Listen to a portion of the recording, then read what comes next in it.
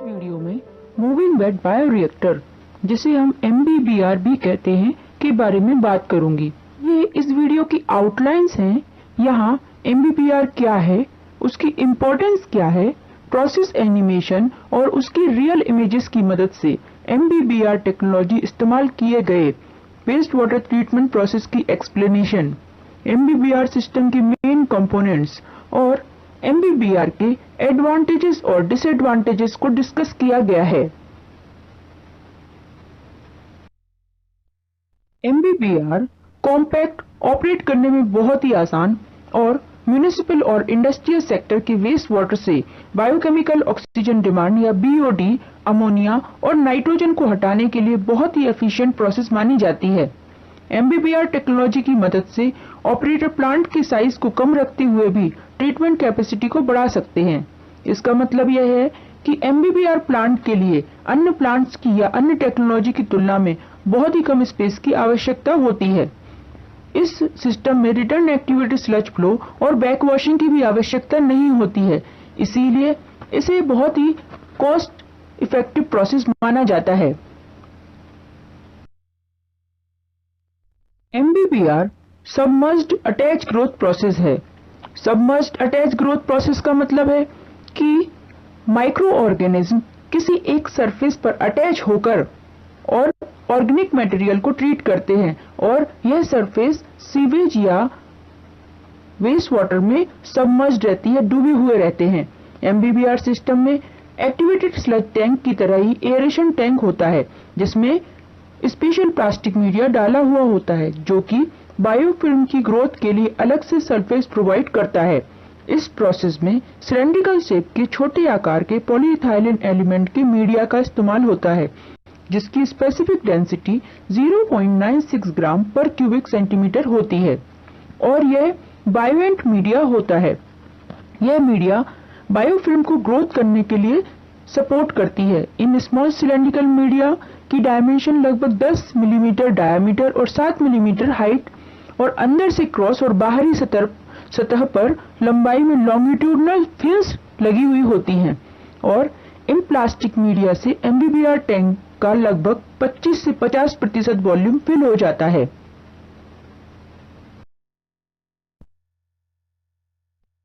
यह moving bed bioreactor technology based typical sewage treatment plant का flow diagram है, जहां इनलेट वाटर प्रिलिमिनरी ट्रीटमेंट के लिए स्क्रीन चैम्बर में आता है, जहां डेब्रिस जैसे रैक्स, स्टिक्स, प्लास्टिक्स, कैन्स और ब्रिक्स इत्यादि को अलग किया जाता है, जिससे कि आगे की प्रोसेस में यूज होने वाली इक्विपमेंट्स को डैमेज होने से रोका जा सके और पाइप भी ब्लॉक ना हो। प्रिलिमिनरी ट्रीटमेंट के बाद सीवेज को इक्विलाइजेशन टैंक में भेजा जाता है। इक्विलाइजेशन टैंक का यूज कांस्टेंट और यूनिफॉर्म फ्लो रेट मेंटेन करना और सीवेज मिक्सचर को होमोजेनियस या समान बनाना होता है। इक्विलाइजेशन टैंक में एयरेशन होने की वजह से वेस्ट वाटर की BOD 10 से 20% तक कम हो जाती है। इस तरह इक्विलाइजेशन टैंक के दो मुख्य पर्पस होते हैं, जिसमें पहला है MBBR टैंक में शॉक लोडिंग को अवॉइड करने के लिए कांस्टेंट फ्लो रेट मेंटेन करना और दूसरा है एयरेशन के द्वारा 10 से 20% तक BOD लेवल को कम करना और आगे की ट्रीटमेंट यूनिट्स के लिए होमोजेनियस सॉल्यूशन प्रोवाइड करना। MBBR टैंक और इक्विलाइजेशन टैंक में एयरेशन के लिए ब्लोअर्स लगाए जाते हैं। इक्विलाइजेशन टैंक के बाद homogeneous raw sewage MBBR tank में भेजा जाता है। MBBR सेकेंडरी या बायोलॉजिकल ट्रीटमेंट का पार्ट होता है।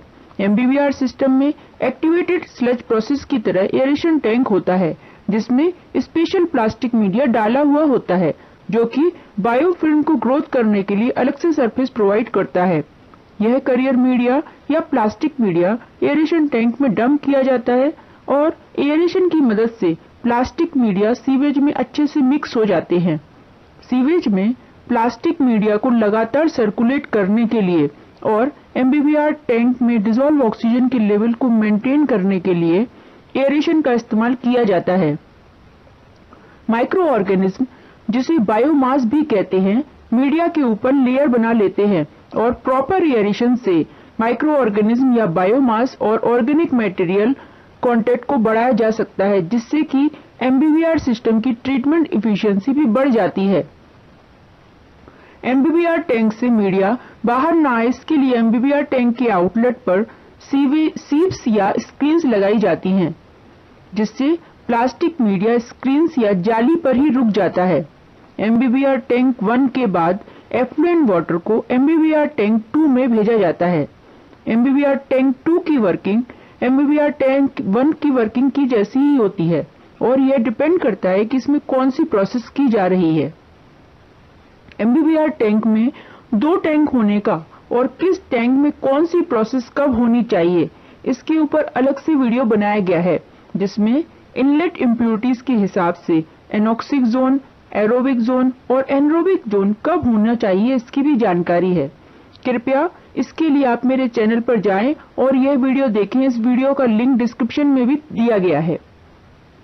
एमबीबीआर टैंक 2 के बाद डाइजेस्टेड सॉलिड और ट्रीटेड वाटर के मिक्सर को लैमेला क्लैरिफायर या ट्यूब सेटलर में भेजा जाता है, जहां क्लैरिफायर के बॉटम में लगे हुए हॉपर से स्लज को स्लज कलेक्शन टैंक में सेपरेट कर लिया जाता है और सीवेज वाटर को क्लैरिफायर के टॉप में लगे हुए लॉन्डर से intermediate treated water collection tank में कलेक्ट कर लिया जाता है। अभी यहाँ गौर करने की बात यह है कि यहाँ तक कि ट्रीटेड वाटर में से organic material, BOD, total suspended solid इत्यादि तो स्पेसिफिक लेवल तक कम हो गए हैं, लेकिन इस ट्रीटेड वाटर में पैथोजेंस हो सकते हैं, जिससे कि बीमारियां भी फैल सकती हैं।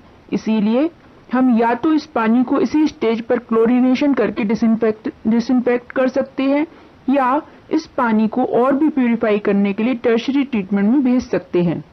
टर्शरी ट्रीटमेंट में इंटरमीडिएट ट्रीटेड वाटर टैंक के पानी को सबसे पहले प्रेशर सैंड फिल्टर में भेजा जाता है। यहाँ पर बचा हुआ टोटल सस्पेंडेड सॉलिड और बीओडी अलग हो जाते हैं। उसके बाद इस पानी को एक्टिवेटेड कार्बन फिल्टर में भेजा जाता है, जहाँ पर पानी में से दुर्गंध, कलर इत्यादि अलग हो जाते हैं। इसके बाद इस पानी को अल्ट्रावायलेट डिसइंफेक्शन यूनिट में भेजा जाता है, जहाँ पर सभी प्रकार के पैथोजेंस, बैक्टीरिया, वायरस इत्यादि को खत्म कर दिया जाता है और यूवी डिसइंफेक्शन किया हुआ पानी साफ पानी होता है, जिसे आगे क्लीन वाटर स्टोरेज टैंक में स्टोर कर लिया जाता है। हमेशा ध्यान रखें कि यह process flow diagram inlet impurities के हिसाब से चेंज हो सकता है। अलग अलग इम्प्योरिटीज के हिसाब से अलग अलग यूनिट ऑपरेशंस के कॉम्बिनेशन से बनाए हुए प्रोसेस फ्लो डायग्राम को इसी सेम प्लेलिस्ट में अगले वीडियोस में दिखाया गया है। इसीलिए एमबीबीआर से रिलेटेड और भी अधिक जानकारी के लिए इस प्लेलिस्ट के सारे वीडियोस को अच्छे से देखें।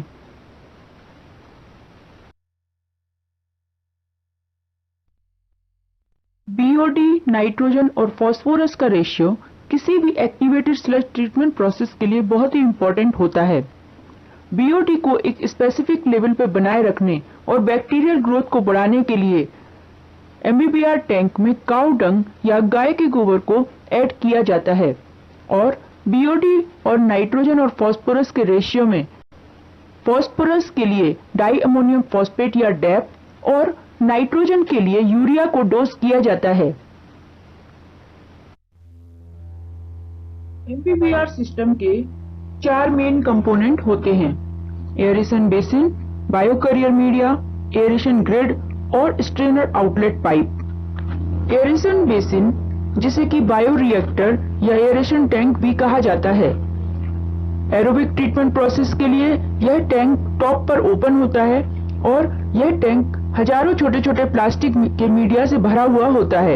यह मीडिया प्लास्टिक मीडिया या करियर मीडिया के नाम से भी जाने जाते हैं। इस मीडिया से एरेशन टैंक का लगभग 25 से 70% तक वॉल्यूम फिल हो जाता है और यह मीडिया माइक्रो ऑर्गेनिज्म को ग्रोथ करने के लिए सरफेस प्रोवाइड करता है। जब यह प्लास्टिक मीडिया एरेशन टैंक में डंप किया जाता है तो यह सीवेज में मिक्स हो जाता है और ऑर्गेनिक मटेरियल की लेयर प्लास्टिक मीडिया के ऊपर बन जाती है और जिसके ऊपर माइक्रो ऑर्गेनिज्म ग्रोथ करने लगते हैं और इस ऑर्गेनिक मटेरियल को डिकम्पोज कर देते हैं और वेस्ट वाटर को ट्रीट कर देते हैं। तीसरा मेन कंपोनेंट है एरेशन ग्रिड, जो कि प्लास्टिक मीडिया को पूरे टैंक में सर्कुलेट करने में बहुत ही मदद करता है। एरेशन टैंक की मदद से एरेशन ग्रिड की मदद से प्लास्टिक मीडिया सीवेज में तैरती रहती है और जिससे मीडिया पूरे वेस्ट वाटर के कांटेक्ट में आता है, जिससे कंप्लीट ऑर्गेनिक मटेरियल को डिकम्पोज किया जाता है। एरेशन ग्रिड से एयर वेस्ट वाटर में मिक्स होती है, जिससे वाटर वेस्ट वाटर में डिसॉल्व ऑक्सीजन भी मेंटेन रहती है। और एमबीबीआर का fourth component strainer outlet pipe है, जो कि प्लास्टिक मीडिया को टैंक में रहने में मदद करती है। स्ट्रेनर या बारीक शेप की जाली टैंक के आउटलेट पाइप पर लगे होते हैं। आउटलेट पर जाली लगे होने की वजह से आउटलेट पाइप से वेस्ट वाटर पास हो जाता है, लेकिन प्लास्टिक मीडिया जाली पर ही रुक जाता है।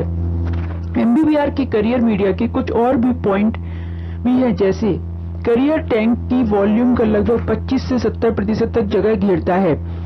करियर का स्पेसिफिक सरफेस एरिया लगभग 500 मीटर स्क्वायर पर मीटर क्यूब से 1200 पर मीटर स्क्वायर पर मीटर क्यूब तक होता है।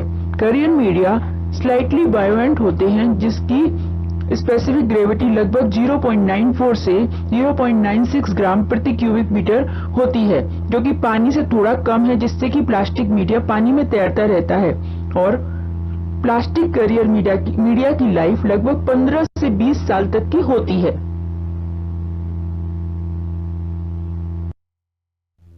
यहाँ typical MBBR based sewage treatment process की परफॉर्मेंस दिखाई गई है।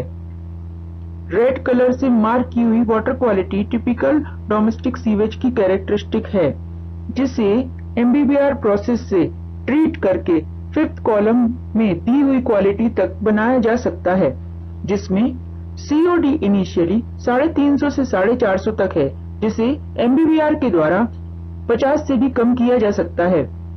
250 से 350 पीपीएम की बीओडी को 10 से भी कम पीपीएम तक लाया जा सकता है। 200 से 250 पीपीएम के टीएसएस को 10 पीपीएम से भी कम तक के टीएसएस और 20 से 30 पीपीएम के ऑयल और ग्रीस को 5 पीपीएम से भी कम किया जा सकता है।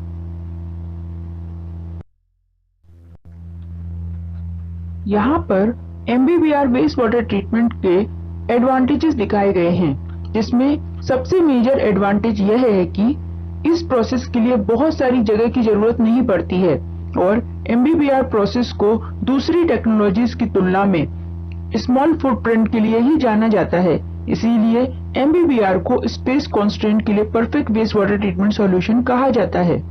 दूसरा फायदा यह है कि बहुत कॉम्प्लेक्स प्रोसेस न होने की वजह से बहुत ज्यादा अनुभवी प्लांट ऑपरेटर की भी जरूरत नहीं होती है और अनएक्सपीरियंस प्लांट ऑपरेटर के लिए भी यूज करने में आसान होती है।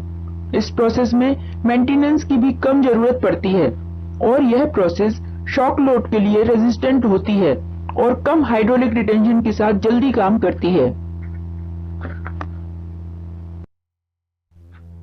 इस प्रोसेस के कुछ डिसएडवांटेजेस भी हैं, जैसे कभी-कभी इस प्रोसेस में मैनुअल मॉनिटरिंग की आवश्यकता होती है। ऑपरेटर्स को समय-समय पर सैंपल कलेक्ट करना होता है कि प्लास्टिक मीडिया के ऊपर जो बैक्टीरिया कलेक्ट हुए हैं वो ऑर्गेनिक मटेरियल को प्रॉपर्ली डिकम्पोज कर सकते हैं या नहीं, और जिसके लिए स्किल एक्सपर्ट की जरूरत पड़ती है, क्योंकि यदि इन माइक्रो ऑर्गेनिज्म ने मीडिया के ऊपर बायोफिल्म बनाने के बाद भी ऑर्गेनिक मटेरियल को यदि प्रॉपर्ली ट्रीट नहीं किया तो पूरे सिस्टम की ट्रीटमेंट एफिशिएंसी घट जाएगी। इस प्रोसेस का अगला डिसएडवांटेज यह है कि मीडिया के ऊपर बनी हुई बायोफिल्म के ऊपर कभी-कभी इंसेक्ट जैसे सीवेज फ्लाइज, मच्छर, मक्खी और रेडवॉर्म इत्यादि आ जाते हैं। और लास्ट डिसएडवांटेज यह है कि मीडिया रिटेंशन स्क्रीन होने के बाद भी कभी-कभी मीडिया सिस्टम से वॉश आउट हो जाता है। इसीलिए मीडिया रिटेंशन स्क्रीन्स को समय-समय पर चेक किया जाना चाहिए।